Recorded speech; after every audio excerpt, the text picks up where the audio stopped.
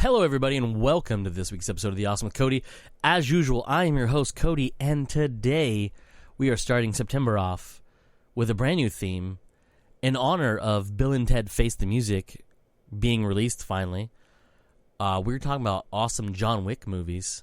So, for the list of films I'll be talking about throughout the month.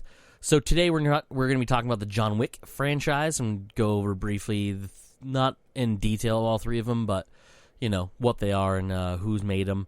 We're going to do the Matrix trilogy next. Then we're going to do Johnny Mnemonic. We're going to do Speed, and then we're going to do the Bill and Ted franchise. All three of them, and a little bit about the cartoon as well. So sit back and listen to this month's episodes, all about Keanu Reeves movies. I was going to do Alex Winter movies, but then I realized I've only seen like 3 or 2 other movies outside of Bill and Ted that he was in, and I guess I could have done the 3 Bill and Ted movies, Lost Boys, and then Nightbreed, but didn't do that. He was in something else too. I know he's been done a lot of things. I was trying to think of what else it was, but I was like, you know what? Keanu Reeves is good. He's got a good amount of movies, and I get to talk about Johnny Mnemonic, so that's pretty fun too.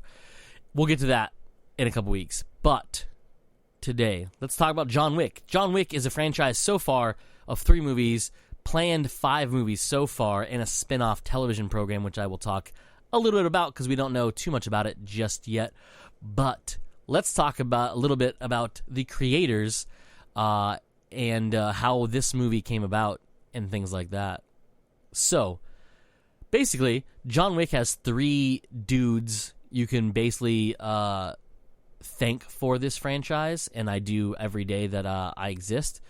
So the first 2 are the directors, co-directors of the first one, and one of them is the director of the second 2, and I do believe 4 and 5 as well. So he's going to be doing all 5 of them, and I think he's a consultant for the television program, but I will get there in a little bit.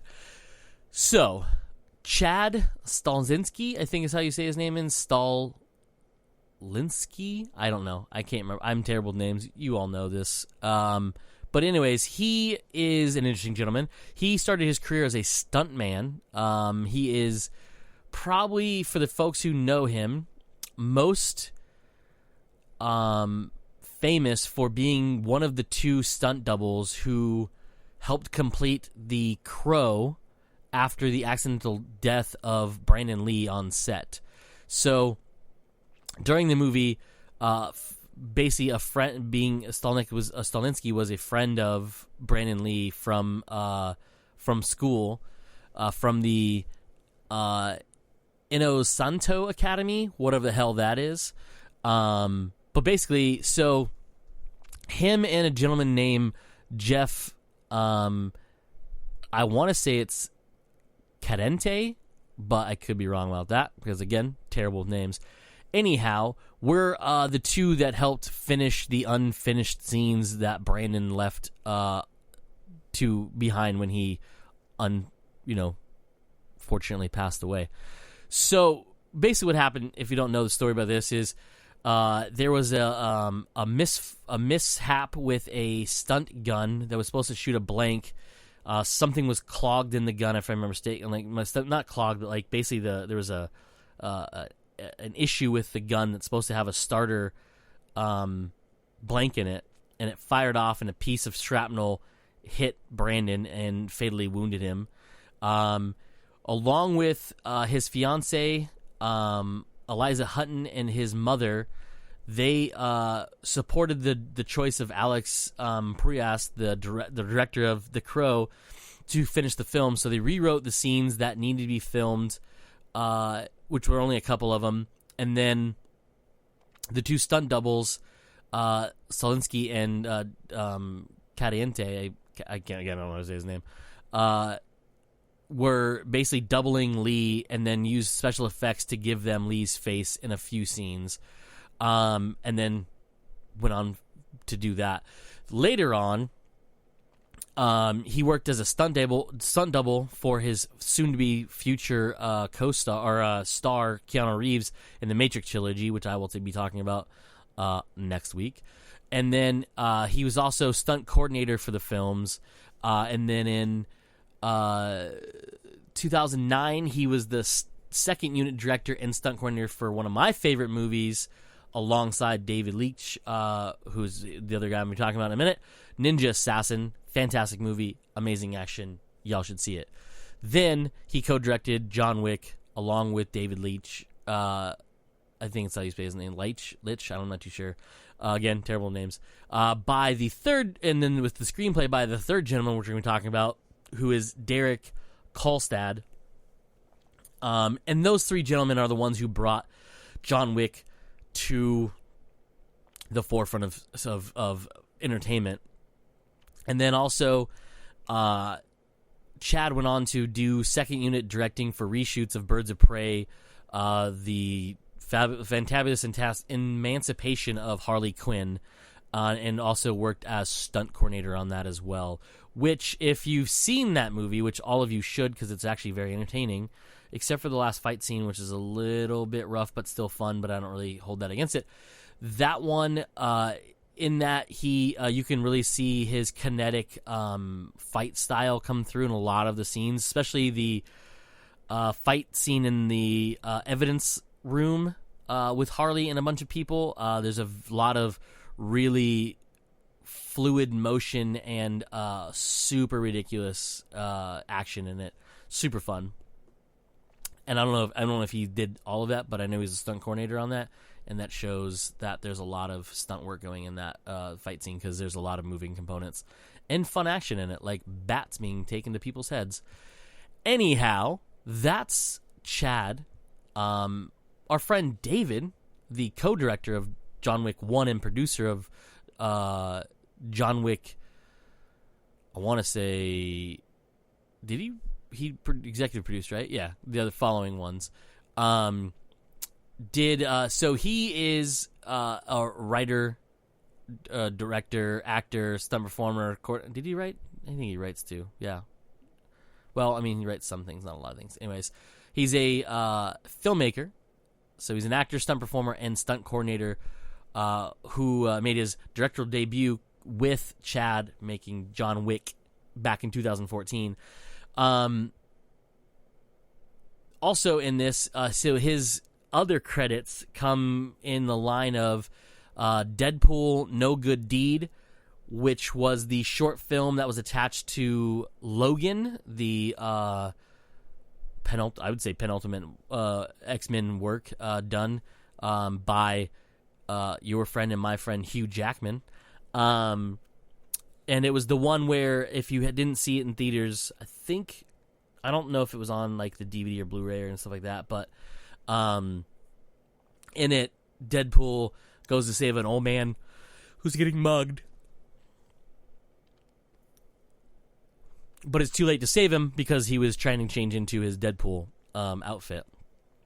Hilarious little short film they threw on top of that.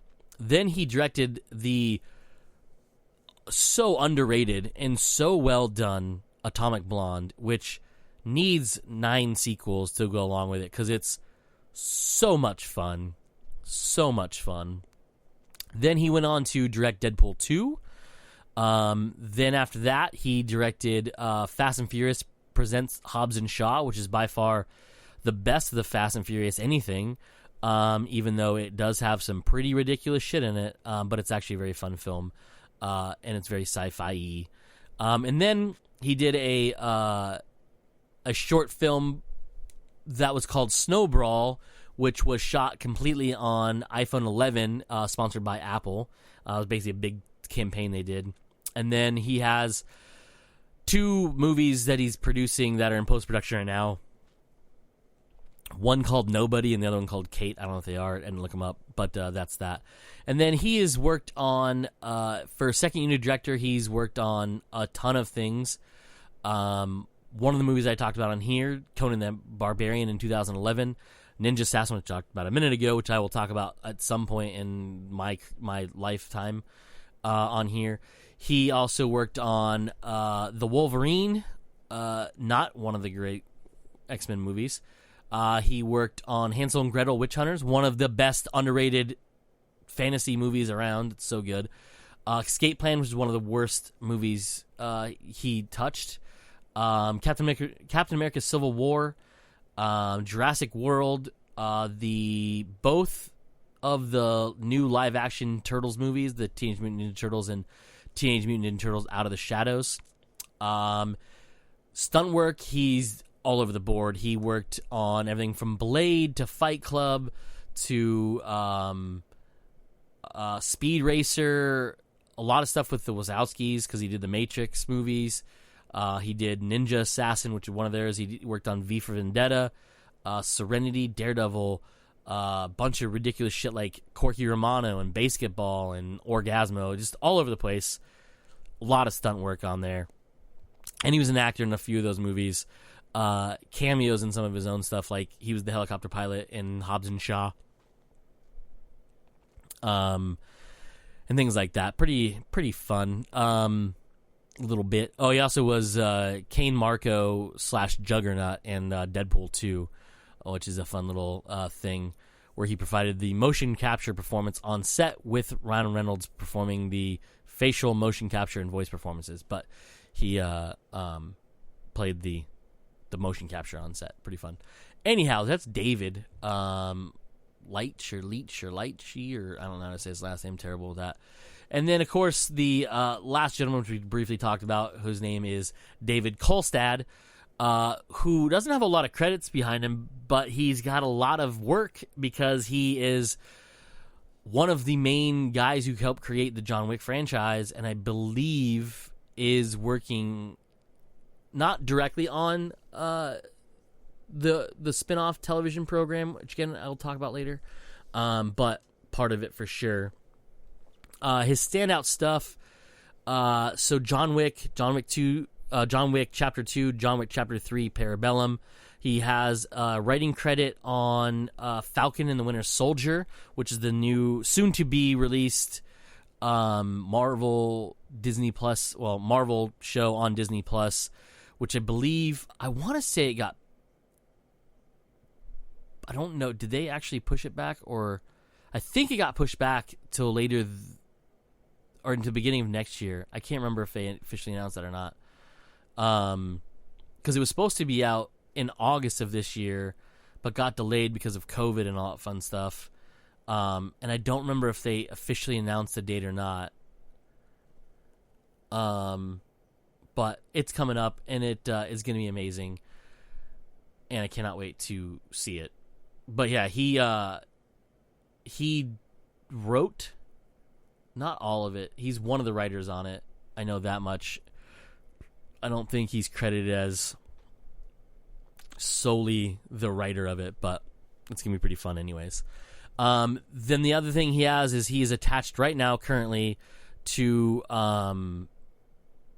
the Just Cause movie, which is a movie based on the video games of Just Cause 2, Just Cause 3, and Just Cause 4, which will be pretty interesting. And I think will be a lot of fun, especially with his ridiculous writing behind it, because he likes to write action and over-the-topness, which I have a feeling is a lot of him, and not just the both Chad and David's work, because not all that can be made up on the scene. That has to be written in the script, because they need time to work on that shit, because it's crazy, as I will talk to you about in a little bit. But basically, John Wick Chapter 2 and John Wick Chapter 3 Parabellum, the three movies out so far, come from a dear place in my heart, which is over-the-top action and stupid violence. Two things I love in movies, but the big thing about it is it's all wrapped up in an actually really good story. And as the movies progress into the franchise, more and more of this world they're building within that started what seemed to be this small little thing in the first movie has slowly blossomed to be bigger and bigger and kind of compounding on top of itself. And like, they're gonna really need to like spend some time with the next ones, because they made this world really big, and they hopefully can keep it going and make it just that much bigger with all these other ones. And then, of course, the television program expanding on the world in itself. which you get a little bit more of in the second one, and you get a whole lot more detail about the hotel in the third one, and I'm going to guess probably the fourth and fifth one, because the Continental, as it's known, which in the first movie you think is one hotel, but is actually several hotels all over the world, known as the Continental, that are the neutral ground for the assassins. And if you don't know what I'm talking about, you should see the first movie and it'll explain it. And then the second movie will explain even more. And the third movie will compound that and add more to it as well. Ridiculous. Anywho, so the first movie came out of nowhere. Fun story.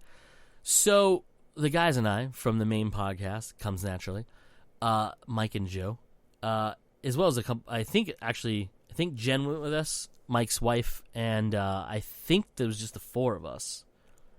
Taj might have been there. I can't remember if he was around in 2014 when we were doing that, or if he was back somewhere else. I don't remember. He probably doesn't remember either. Anyways, we got passes to a preview screening of a movie called John Wick. We didn't know what this was. We were told it had Keanu Reeves in it. We're like, fuck it, let's go watch it. We were blown away. So we saw that preview screening early October. It was like October 9th. Where's the thing? I have it pulled up. October 16th, which was 2 weeks before the release, or week before? Very close to basically being released. 2 weeks before. 16?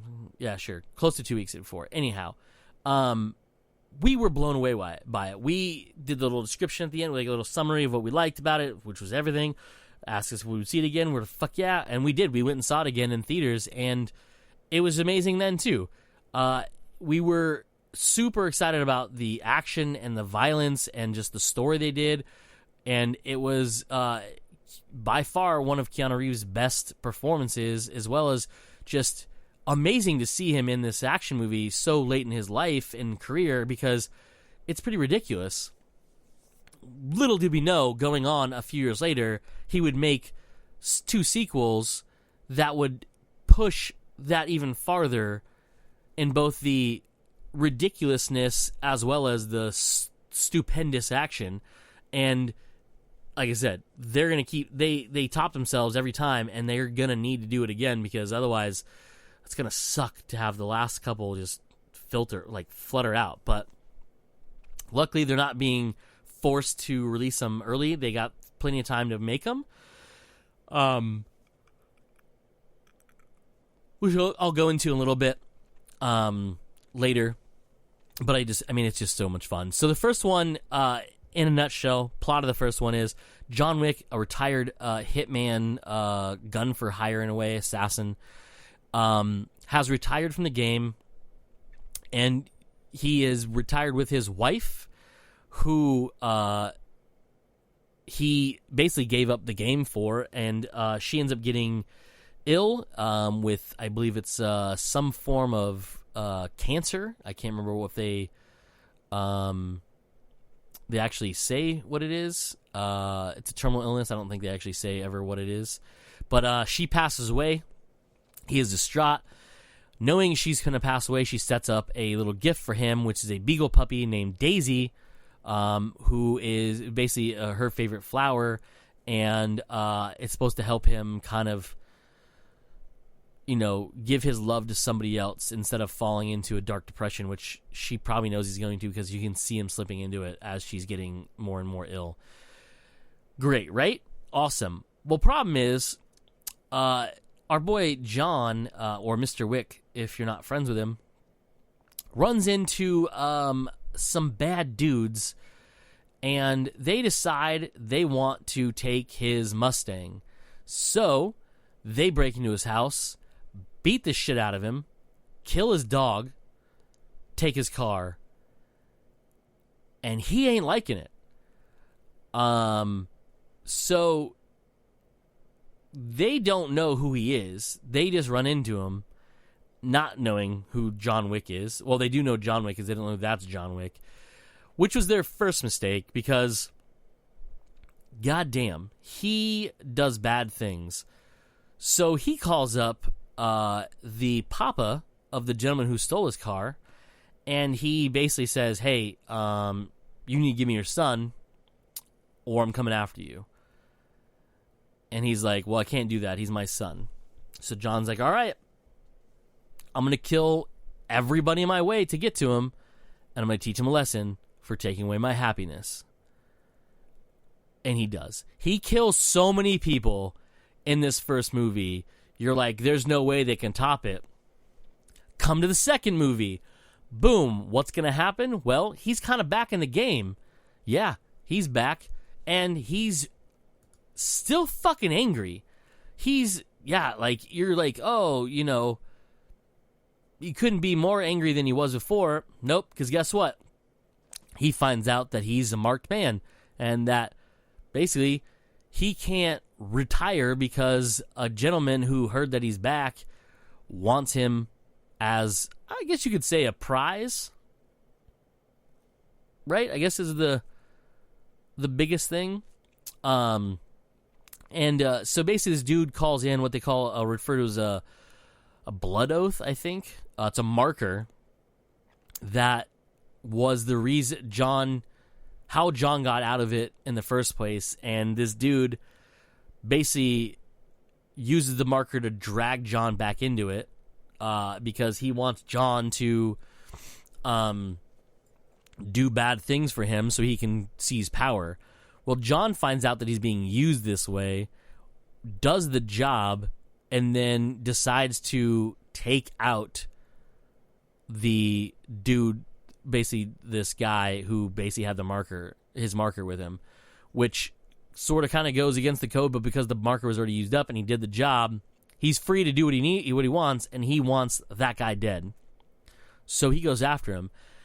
And all's good until, in frustration, he kills Santino, because Santino, to drag John back into it, blew up his house.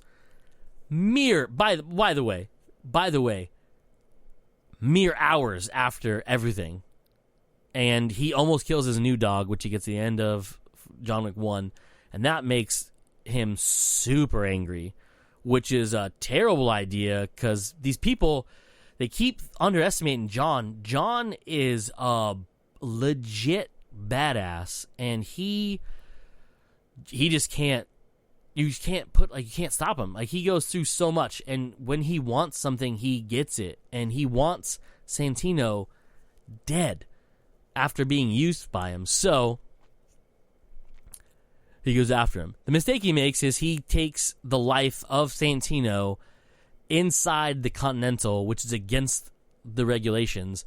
And because of that, he gets excommunicado, which is basically kicked out of the fraternity and protection of the Continental, and a huge bounty put on his head, which leads us directly into Chapter 3, Parabellum, where he decides, well, fuck, I need to do something with this, so I'm going to go to the heads of this little organization, and he's going to basically get his way out of this. Well, he has very little time to do this, so he then goes about his business, finds his way, and he has to travel outside of the United States to find the, what do they call it? It's not elder.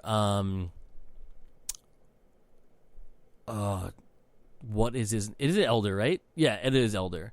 To basically ask for a way to be put back in. So it basically allows him back into the organization, and by becoming this tool again, he is now this beyond wrecking force of a human being again, with so much more like badassery, and the fact that he chops his own finger off as a pledge of fealty to the elder.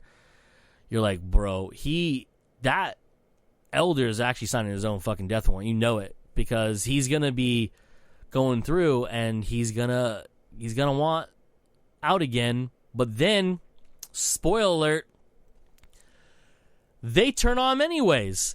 And they're basically going to hunt him down no matter what, because there's this other group. The Judicator gets, funny enough, a guy who played the Crow in the television program,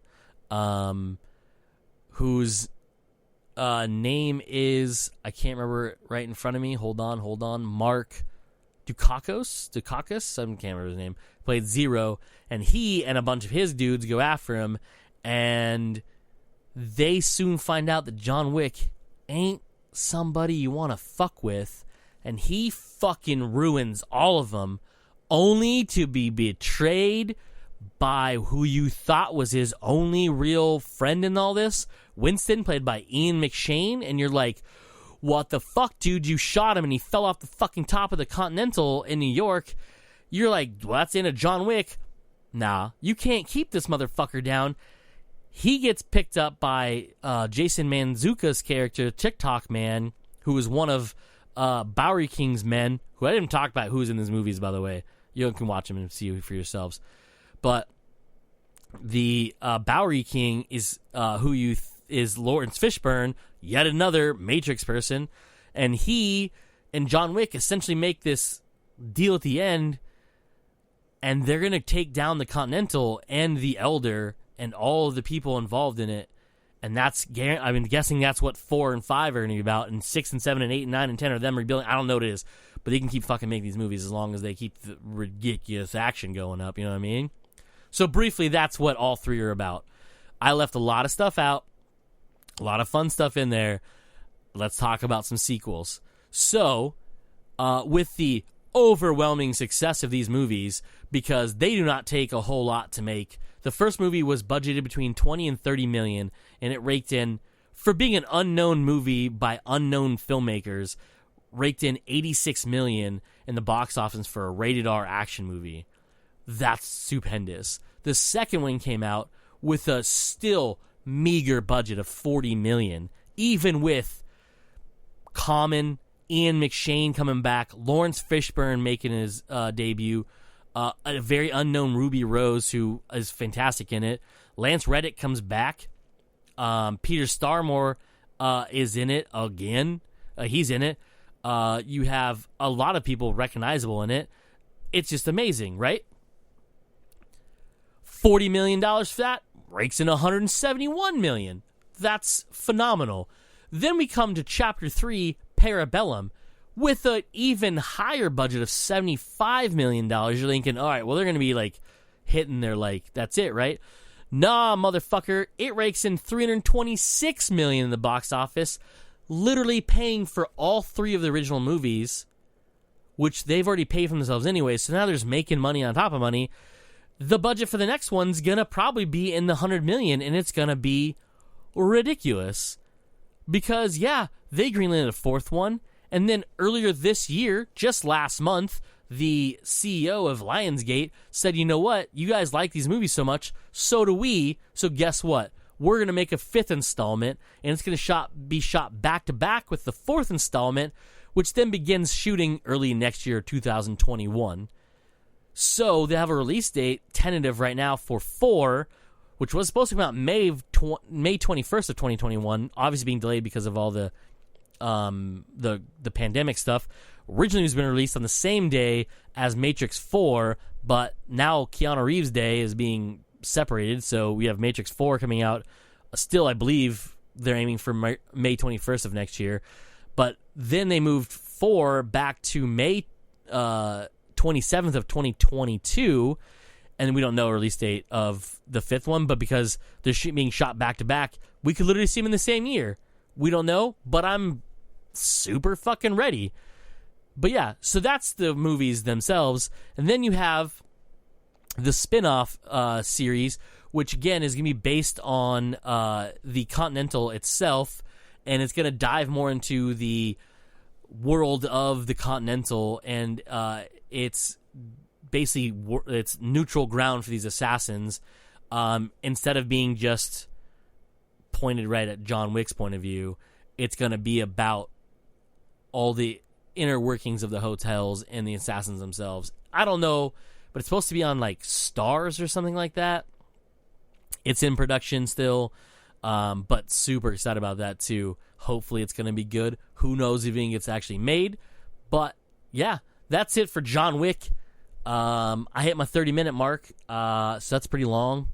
And I babbled a bunch. I didn't even go into like all the cool stuff about how like Keanu Reeves did actual like actual operative training to learn all about the guns that he's gonna be shooting, and all the different martial arts that he goes through, and the fact that he's like training in these actual martial arts, and as well as like gun fu and fighting choreography to make it look like he's an actual like killing machine. I mean, it's so good. I didn't talk about the homages that they make in it, which is John Woo's The Killer, Jean-Pierre Melville's Les Creux Rouges. I don't know, it's a bunch of stuff. Then there's like Point Blank in there. There's some spaghetti western shit in there because like the quick draw stuff, and like just the opening scene of 3, by the way, is ridiculous because he kills more people in the beginning of 3 than he does all the first movie, which is ridiculous. Then, to finish it out, he kills probably 3 times as many people as 1 and 2 combined. And you're starting to think, in this world of John Wick, in the Continental world, who the fuck isn't an assassin in this? Because everywhere he fucking goes, every turn he makes, there's another group of dudes trying to kill him. And they have Yakuza coming in. They have crazy bike ninjas. There's a what's his name? There's a basketball dude that's in it. What's his name? Hold on. Boom, boom, boom. Where's his name at here? I just saw it a little bit ago. Babon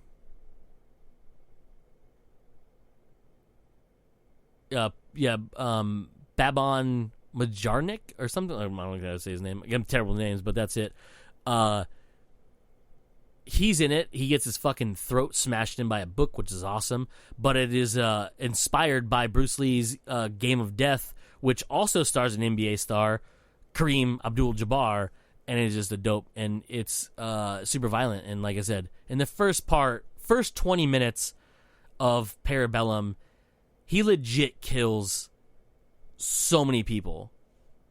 I mean, it's just because in the first part of that movie is him trying to escape the world closing in on him as part of the excommunicado part, and he is just on the run and is just murdering his way out of New York. It's phenomenal. Then they bring the ballerinas. Oh yeah, there's a spin-off movie called The Ballerina, which I didn't even think about until just now, which is going to be basically telling the origin of the group of people who essentially raised John and turned him into the killing machine that he is.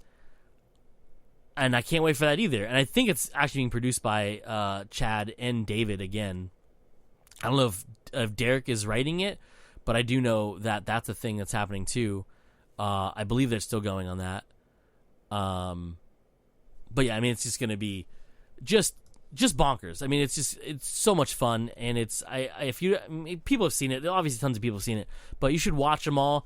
And if you watch them all 3 in a row, you will quickly understand how ridiculous it is that they've made these movies the way they are, because they didn't like wait a year for like in World of Movie time or in John Wick World time.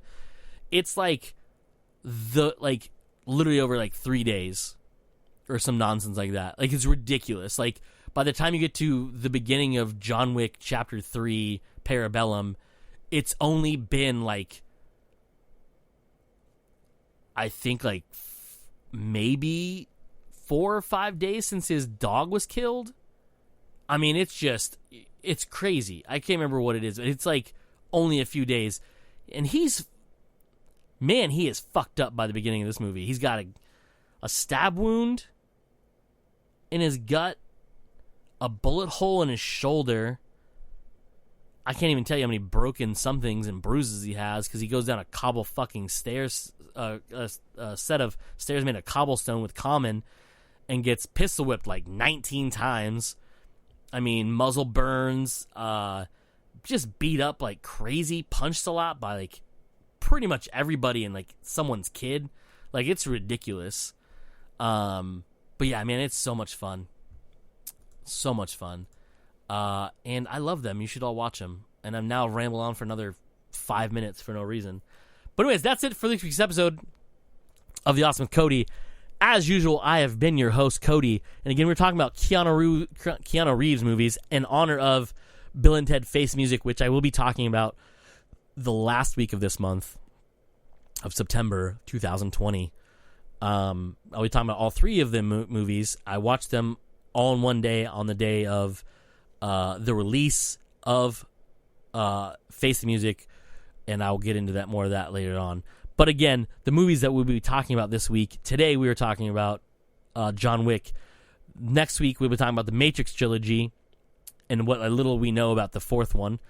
Johnny Mnemonic, week 3, Speed, week 4, and then again, last week, week 5 of September, I will be talking about all things Bill and Ted, probably including the cartoon, but most definitely Bill and Ted's Excellent Adventure, Bill and Ted's Bogus Journey, and Bill and Ted Face the Music. And that's it, again, for this week's episode, everybody. And like I always say at the end of these, let's be awesome.